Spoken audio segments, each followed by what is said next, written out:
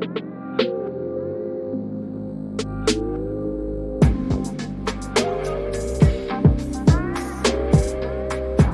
about the pros and cons of being a single parent.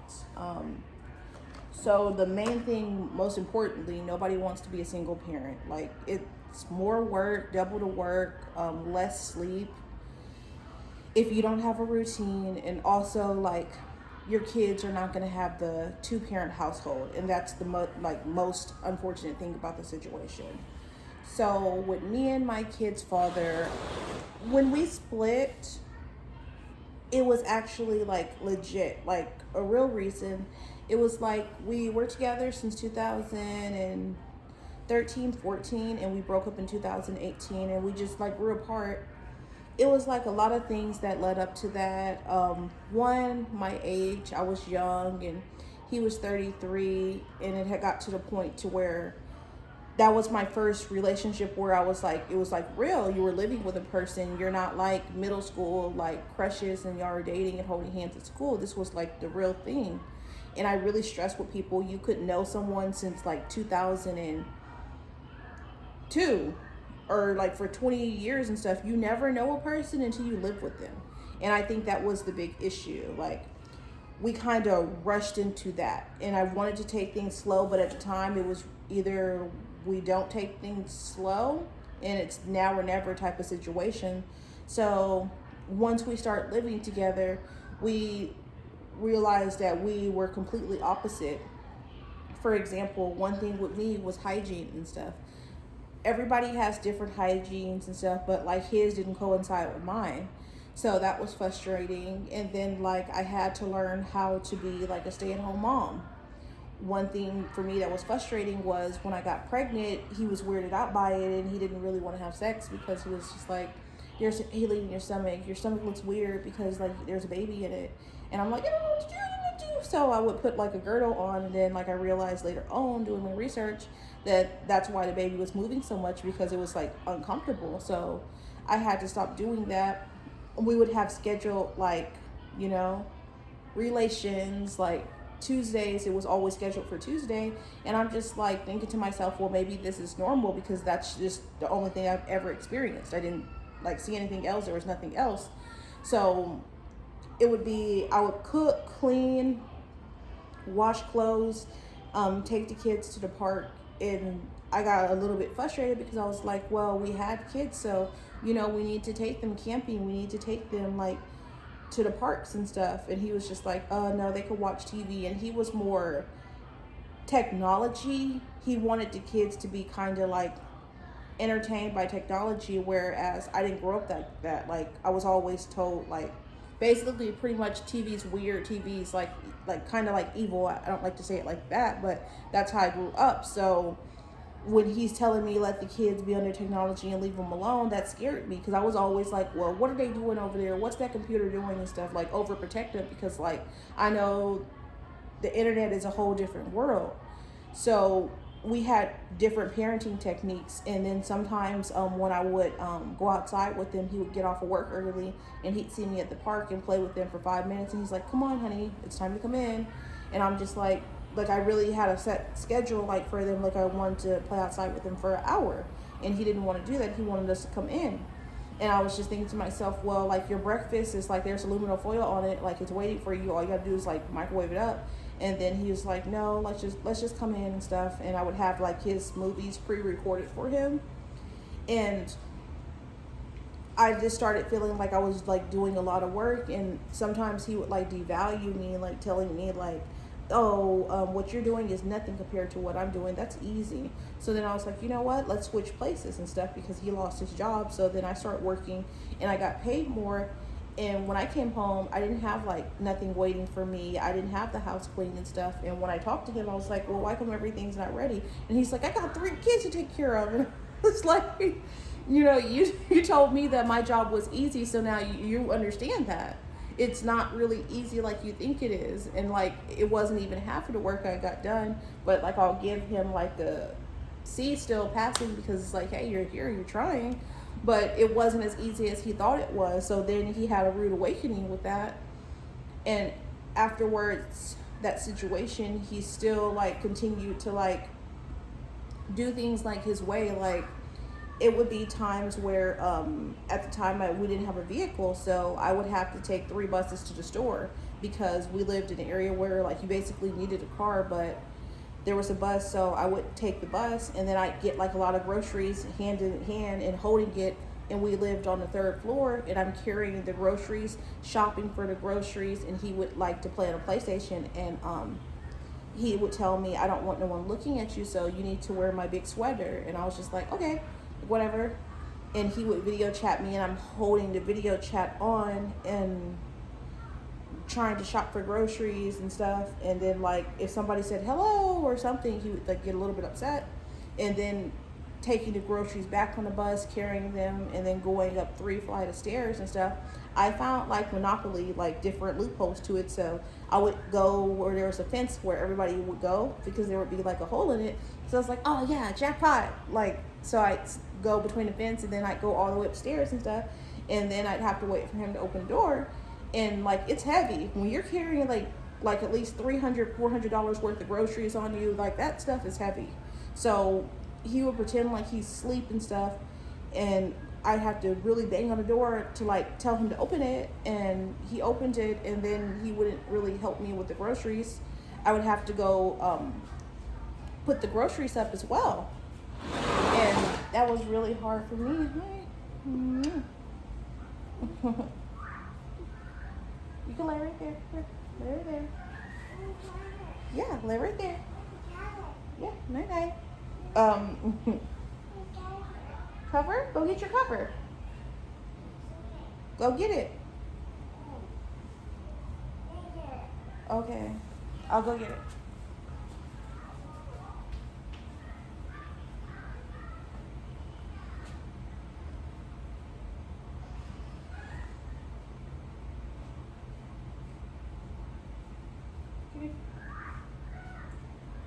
Yeah, love you.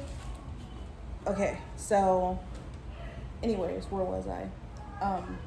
So after that, I would have to get the groceries and bring them upstairs, and then put them up, and then cook dinner, and then throw away the plates and stuff. And then he would like tease me, and he'd be like, that had potential to be one of the most best meals and stuff. And like, yeah, he was playing, but I was already sensitive as it is because I had just had a baby, and I'm having to carry groceries upstairs. And then there was a time where I took a cab, and then the cab driver refused to let me go up 3rd stairs with him. He's like, and he was from New York. He was like, nah, Ma, I got this. Like, no, this is ridiculous. And that's when I started noticing, hey, this is not normal, because like you have someone that's not my partner telling me like this is too heavy, and they see that, and they're doing that for me. And then I tried to give him a tip, and he was like, no, that's what I'm supposed to do. And I started getting a little bit depressed with that, because I'm like he's not treating me the way like I feel like he should be. A little bit reasonable, a little bit flexible with certain things. So after that, we would be arguing and stuff, and then he would try to like, he'd always have friends come around, his so-called like brothers, his homeboys and stuff, and they would always ask him for money. And I said, hey, like, I get that you want to help your friends, but they only come around when you get paid.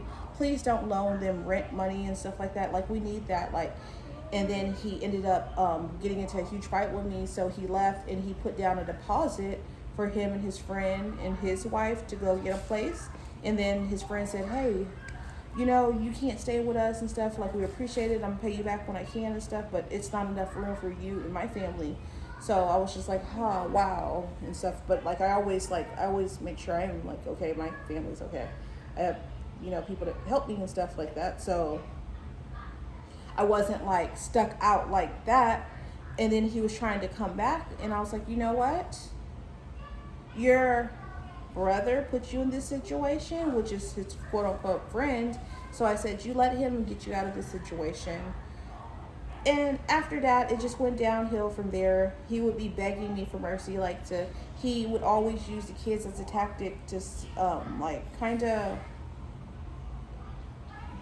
try to wiggle his way back in, saying he misses the kids, and he knows I would never not, like, no, I have to do that, that's your babies. So I would always help him because I thought that's what you're supposed to do. I thought that, once you have a kid with someone, regardless, they're family. That's what I believe. Like, we're family now, so I'm going to help you regardless. You can sleep on my sofa, but you're, and then he was like, I don't remember the last time we slept together. And I said, well, I don't remember the last time I got good rest. Good night, honey. And I went to my room and I closed the door. And then after that, once he got his check, he just got on his feet and just didn't contact me and stuff. And I was like, well, that's really crappy. So, I had like something going on at the time, and I had put all of that on hold to help him. And I was just like, this sucks. Like, but that's what I felt like. I don't regret it because that's what I was supposed to do, like. So that's my little story time with that. It was hard.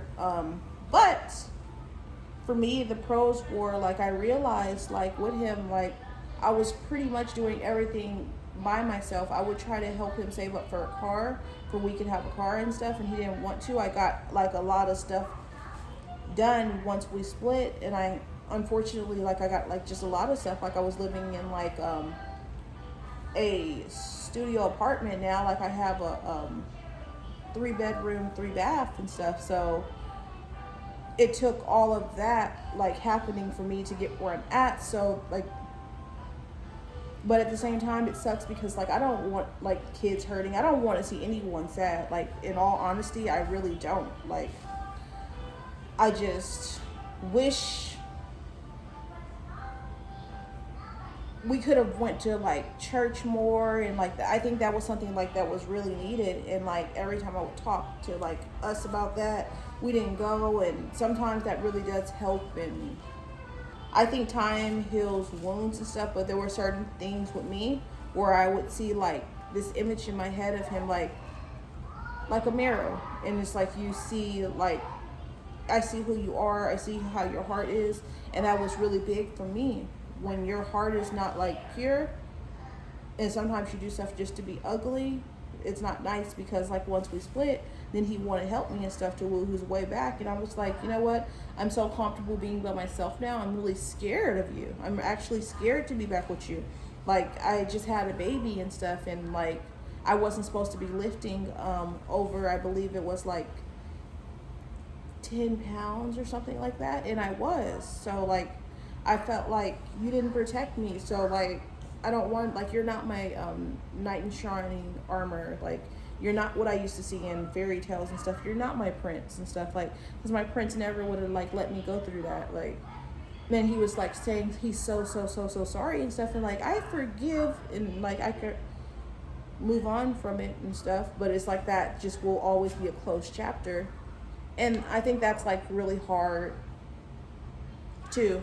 You got to realize, like, when you become a single parent, like, if you could catch it before it happens, one, you always have to have safety money. Two, you always have to have a safety plan of somewhere where you need to go if it's, like, not your situation. Like, three, always, like, a lot of people, I can't stress this enough, like, you have to have some type of certificate, trade, or something.